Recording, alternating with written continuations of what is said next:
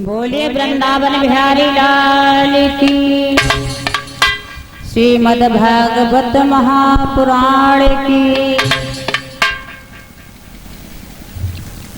एक बात है, यहाँ भीड़ बहुत कम होती है, मन नहीं लगता है। बहुत सारी जब संख्या होती तो अच्छा लगता है। पता नहीं आवास विकास में सभी लोग जॉब ही करते हैं कि कुछ परिवार के घर पर भी रहते हैं। ये हम भी जानते हैं, शहर में ज्यादा नौकरी करने वाले लोग रहते हैं, लेकिन पति अगर जॉब करता है तो पत्नी तो घर पे होंगे। और माताओं बहनों को तो बहुत आनंद आता है कथाओं में। यहाँ माताएं बहनें भी निकल कर नहीं आती हैं। जितनी संख्या होती है उतना आनंद आता है, कोई भी लगता है। अरे ये मैनपुरी शहर नहीं है, ये मोहल्ला आवास विकास नहीं है, ये तो साक्षात अभी वृंदावन धाम है, जहाँ उस कन्हैया की कथा चल रही हो, जहाँ उसकी लीलाओं का वर्णन चल रहा हो, तो क्या वृंदावन से कम है वो जगह? और जब वृंदावन धाम बन चुका है तब यहाँ पर बहुत सारी भीड़ इकट्ठी हो, जो कि प्रांगण कम पड़ जाए, तब तो पता चले यहाँ पर लोग भाव भक्ति वाले हैं, अच्छा लगता है। देखिए, ये जीवन में इंसान कहता है कि नहीं, बहुत सारे संसार में मेरे लिए काम है। एक संत आए, किसी सेठ के यहाँ संत पहुंचे और सेठ के यहाँ पर एक बालक का जन्म हुआ। और जब बालक का जन्म हुआ, धीरे धीरे बड़ा हुआ, पालन पोषण हुआ। जब वो तरुण अवस्था में आया, जवान हुआ, लेकिन वो बालक खाता बहुत था। ये जीवन की लीलाएं हैं। वो बालक बहुत भोजन करता है और घर वाले बहुत परेशान हैं, सोचते हैं ये काम कुछ नहीं करता है, खाता बहुत है। एक संत का आगमन हुआ और जब संत दरवाजे पर पहुंचे और संत ने अपनी भिक्षा को लिया, वो बालक बाहर खेल रहा था। माता पिता ने बुलाया और कहा, मेरे इस बालक पर थोड़ी सी कृपा दृष्टि कर दो। संत ने पूछा, कृपा दृष्टि कैसी? उन्होंने कहा, ये कुछ काम नहीं करता है, इसका जीवन यापन कैसे होगा, और खाता बहुत है। संत ने कहा, कोई बात नहीं, खाता है तो जितना उसका खाता है उतना ही खाता है। जिसका जितना खाता है वो उतना ही खाता है। परिवार वालों ने कहा, कोई बात नहीं, अगर आप इसे आशीर्वाद दे सको तो दो। महाराज ने कहा, मैं क्या आशीर्वाद दूं? तो महाराज तो निकल गए भीख मांगते मांगते। कुछ क्षणों बाद परिवार वालों ने कहा, तुम भी चला जाए, निकल, तेरा यहाँ क्या होगा? तू काम नहीं करता है, केवल खाता है, मैं तेरा क्या करूंगा? तो वो भी निकला और संत जा रहे तो पीछे पीछे खुद भी चला गया। जब संत आश्रम पर पहुंचे तो वहां जब उसने देखा, उनके जो शिष्य लोग थे वो बहुत तंदुरुस्त रहे। मन में विचार किया, यहाँ सब कुछ ठीक ठाक चल रहा है, ये खाने पीने वाले लोग हैं, और जब खाते अच्छा है तभी तंदुरुस्त है, तो ऐसा करें यहीं पे हम भी विश्राम लें। तो महात्मा से कहा, प्रणाम किया। महात्मा ने कहा, कहाँ जा रहे हो? अरे कहीं नहीं, परिवार से निकाला गया है, तो मैं सोच रहा हूँ कहीं 2 वक्त की रोटी मिल जाए। महात्मा ने कहा, कोई बात नहीं, यहाँ बने रहो। बोले, खाने को मिलेगा? महात्मा ने कहा, हाँ बिल्कुल मिलेगा, खाने को तो मिलेगा। उस बालक ने कहा कुछ काम तो नहीं करना पड़ेगा। संत ने कहा काम कुछ नहीं, यहाँ बहुत सारे काम करने वाले लोग हैं, करते रहते हैं। तो वो बालक बोला ठीक है तो मैं यहीं रहता हूँ। अब वो रहने लगा और शिष्य लोग जो थे वो सब सुबह भोजन पकाते, शाम को पकाते, वो आराम से भोजन करता, किसी पूजा पाठ से किसी से मतलब नहीं। एक दिन का समय आया जिस दिन एकादशी पड़ी। आज महात्मा ने कहा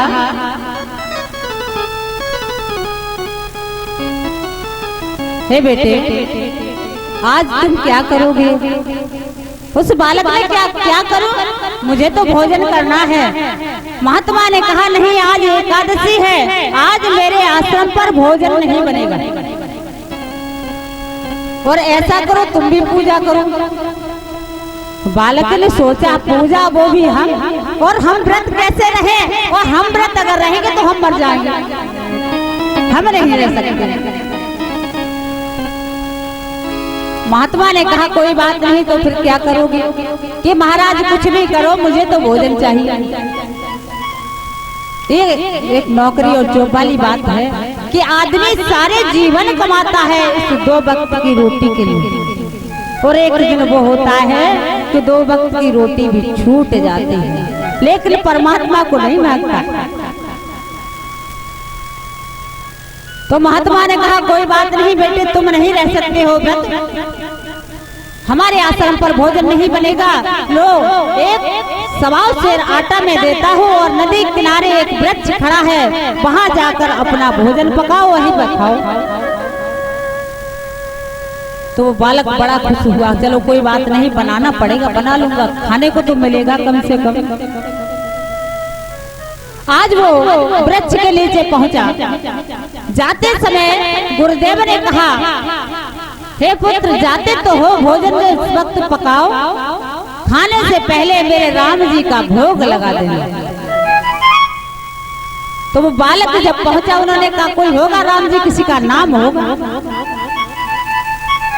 जब भोजन बनाया और जैसे ही खाने के लिए बैठा तो कहा आओ राम जी, और किस तरीके से बुलाने लगा, अरे राजा राम आइए, प्रभु राम आइए, मेरे भोजन का भोग लगाइए। राजा राम आइए, प्रभु राम आइए, मेरे भोजन का भोग लगाइए।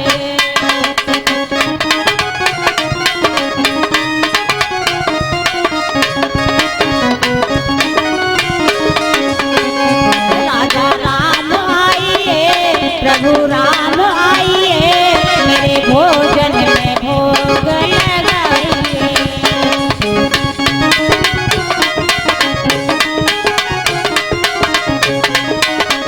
भोग लगाइए।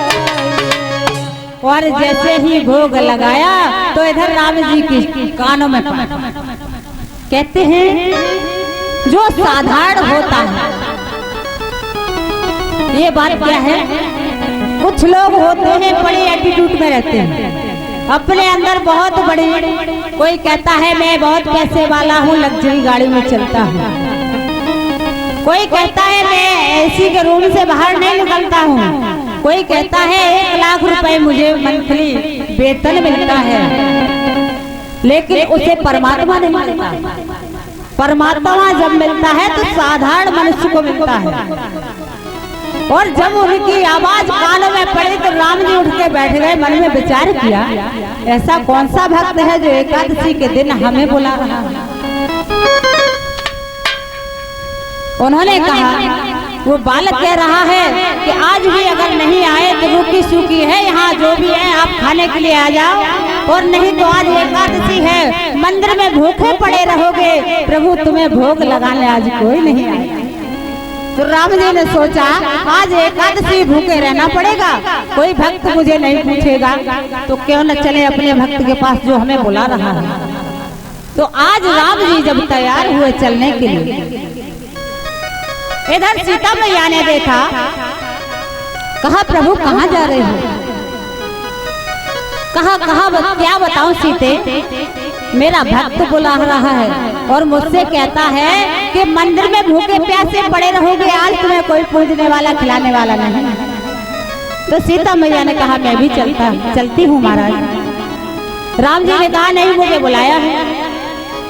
सीता जी ने कहा नहीं, जहाँ पति जाता है वहाँ पत्नी भी जाती है और मैं तुम्हारे साथ चलूंगी। तो सीता मैया भी गई और जब राम जी और सीता मैया वहाँ प्रकट हुए, अब वो रोटियों को देखता है और एक बार सीता और राम जी को देखता है। कहता मन में विचार करता है मैंने तो भोजन अकेले के लिए बनाया था, चलो कोई बात नहीं, गुरुदेव ने कहा था राम जी का भोग लगा देना, तो राम जी तो आए लेकिन ये भी कोई साथ में आ गया। पूछा आपने महाराज ये कौन है? राम जी ने कहा मेरी धर्म पत्नी सीता है और मैं जब आ रहा था तो ये हट कर गए तो मुझे लाना पड़ा। उन्होंने कहा ठीक है भाई महाराज भोजन करो। तो भोजन जब कराया, राम जी ने भोजन किया, सीता मैया ने भोजन किया, जब रह गया थोड़ा बहुत खुद खा लिया। मन में शांति तो नहीं हुई क्योंकि वो बहुत खाता था। राम जी सीता जी को लेकर अपने धाम चले जाते हैं। दूसरे दिन द्वादशी में फिर आश्रम आ जाता है, लौट कर आता है, फिर रहने लगता है। महीने में 2 बार एकादशी पड़ती है। जब एकादशी आई तो महाराज फिर चलने के लिए तैयार हुए। गुरुजी ने कहा जाओ, वही ठीक है ठिकाना तुम्हारा, वही बनाओ और खाओ। कहा प्रभु मेरा पेट नहीं भरता। गुरुदेव ने सोचा पेट नहीं भरता तो इसका मतलब इसका जो ज्यादा ही खाता है तभी परिवार से निकाला गया है। तो ऐसा करो, 1 सेर जो आटा मिलता था तो 2 सेर कर दिया। जब 2 सेर आटा किया तो फिर वहीं नदी के किनारे पहुंच गया। नदी के किनारे बैठ जाता है, भोजन बनाया और फिर उन्होंने भगवान जी का भोग लगाया। क्यों? गुरु जी की आज्ञा थी और गुरु जी की आज्ञा का पालन करना हर शिष्य का धर्म होता है।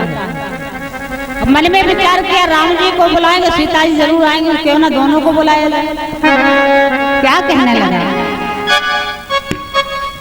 राजा राम आए, सीता राम आए, मेरे भोजन का भोग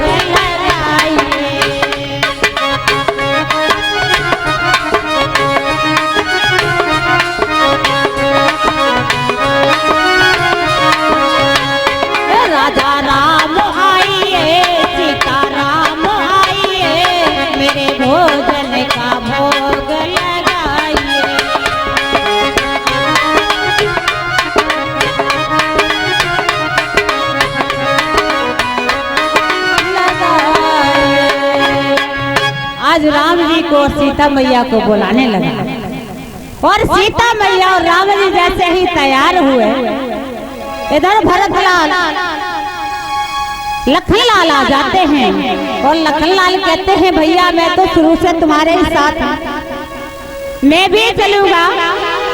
राम जी ने कहा मुझे और तुम्हारी भाभी को बुलाया है, तुम्हें नहीं बुलाया। लेकिन लखनलाल कहते हैं मैं नहीं मानूंगा, मैं तो तुम्हारे साथ चलूंगा। तो लक्ष्मण भी संग में आए और जैसे ही तीनों प्रकट हुए वो फिर से रोटियों को देखता है और तीनों राम लक्ष्मण सीता मैया को देख रहा है। सोचता है क्या बताओ, अभी तो मैंने 3 लोगों के लिए भोजन बनाया, तो अपने लिए और 2 लोग ये आए थे और तीसरे ये भी आ गए, 4 हो गए। बताओ मैं तो फिर भूखा रहूंगा। अब राम जी से कहा प्रभु तुमसे तो मैंने कहा था तुम आओ और सीता मैया आए, इनको क्यों लाए? उन्होंने कहा क्या बताऊं, साथ में चल पड़ा, छोटा भ्राता है। वो पूछता है भाई है कि झूठ बोलते हो, कहीं ऐसा नहीं किसी और को पकड़ लाए? राम जी कहते हैं किसी और को नहीं, छोटा भाई है मेरा। कहते तुम तो सांवले हो लेकिन ये गोरे कैसे हैं, भाई हो ही नहीं सकते। उन्होंने कहा नहीं मेरे भाई हैं। तो भैया बैठाला, भोजन कराया, बेचारा फिर से भूखा रह गया, पूरा पेट नहीं भरा। भोजन करके फिर से जब चले गए, फिर जब एकादशी आई, अब मन में विचार करता है मैं क्या करूं, मेरा पेट नहीं भरता, अच्छी एकादशी आती। अब जब एकादशी चौथी में जिस समय आते हैं, फिर भोजन पकाया, गुरुजी ने 3 सेर आटा दिया और भोजन पकाया, और इन्होंने फिर से भगवान श्री राम जी को, अनुज भ्राता लखन लाल जी को, सीता मैया को याद किया। क्या कहते हैं, अरे राजा राम आइए, सीता राम आइए, लक्ष्मण राम आइए, मेरे भोजन का भोग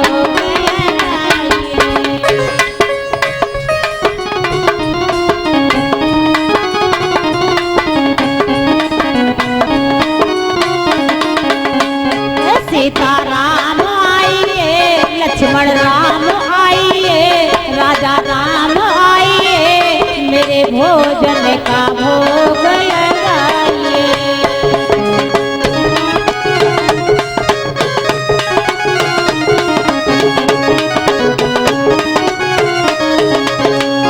आज जैसे ही बुलाया तो राम जी, सीता मैया, लखन लाल तैयार हुए, इधर भरत लाल, शत्रुघ्न और स्वयं हनुमान जी तैयार हो जाते हैं, कहते मैं भी चलूंगा। आज जब पूरा परिवार आकर एकत्रित हुआ, और वो भी चालाक व्यक्ति था, गुरुजी के मन में भी ऐसा विचार आया, ऐसा तो नहीं है कहीं बेच देता हो, और कहता है मेरा पेट नहीं भरता, राम जी खा जाते हैं, तो ऐसा करो आज इसकी परीक्षा लेते हैं। तो गुरुजी नदी किनारे जो वृक्ष था उसकी ओट में आकर खड़े हो जाते हैं, देखते हैं ये शिष्य हमारा कैसा है।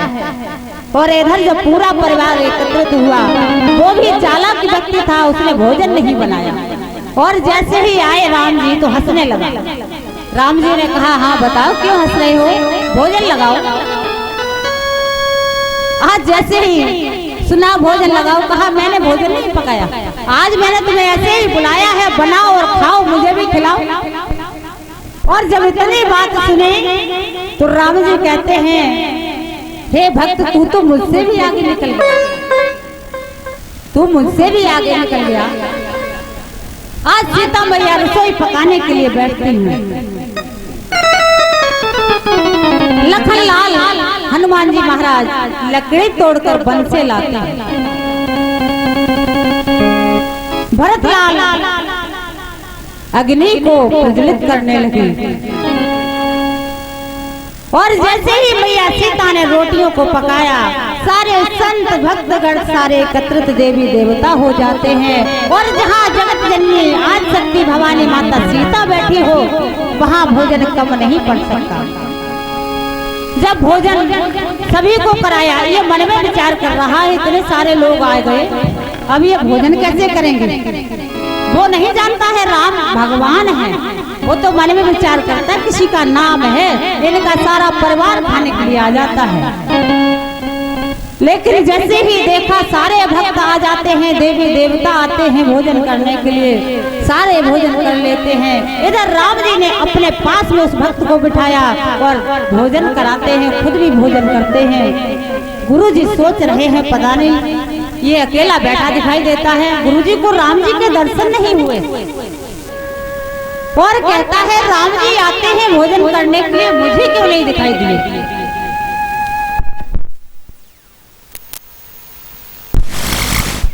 हेलो, जब भोजन पक गया, सबने खा लिया, अब वो भक्त बैठा है, गुरुजी ने कहा इधर आ।